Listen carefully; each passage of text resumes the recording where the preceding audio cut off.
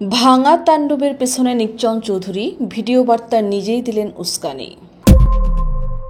ফরিদপুরের ভাঙায় সংসদীয় আসন সীমানা পুনর্বিন্যাসের দাবিকে কেন্দ্র করে যে তাণ্ডব সংঘটিত হয়েছে তার নেপথ্যের মূল হোতার নাম অবশেষে প্রকাশ্যে এসেছে।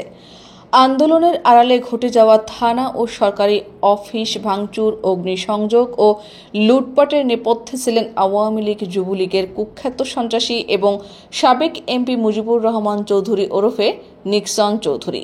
সামাজিক যোগাযোগ মাধ্যমে ভাইরাল হওয়া একটি ভিডিও বার্তায় নিজ মুখেই ভাঙার আন্দোলনকে ঘিরে সহিংসতায় উস্কানি দিতে দেখা গেছে এই ফ্যাসিবাদী নেতাকে।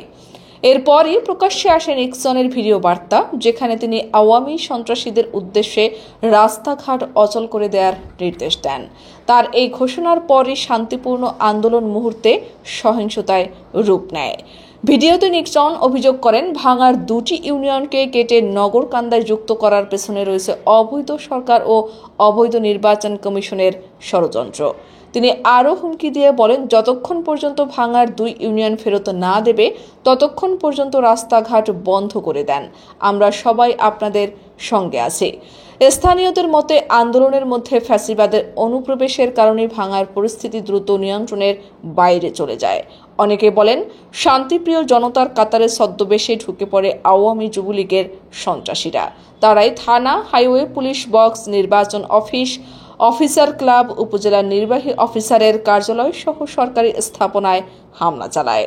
বেশ কয়েকটি মোটরসাইকেল, সরকারি গাড়ি ও বেসরকারি যানবাহনেও অগ্নিসংযোগ করা হয়।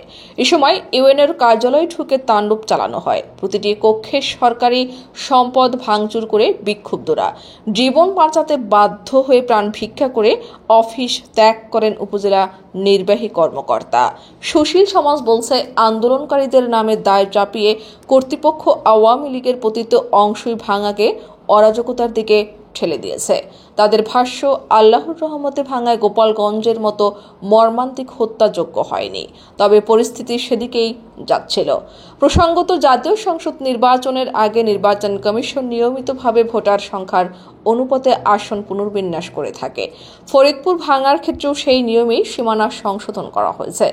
অন্তর্বর্তীকালীন সরকার এবং নির্বাচন কমিশনের মতে এটি যৌক্তিক পদক্ষেপ, কিন্তু সীমানা সংশোধনকে অজুহাত বানিয়ে নিকচন চৌধুরী আন্দোলনের নামে সন্ত্রাসকে উস্কে দিয়েছেন, যা এখন ভিডিও প্রমাণ সহ প্রকাশ্যে এসেছে।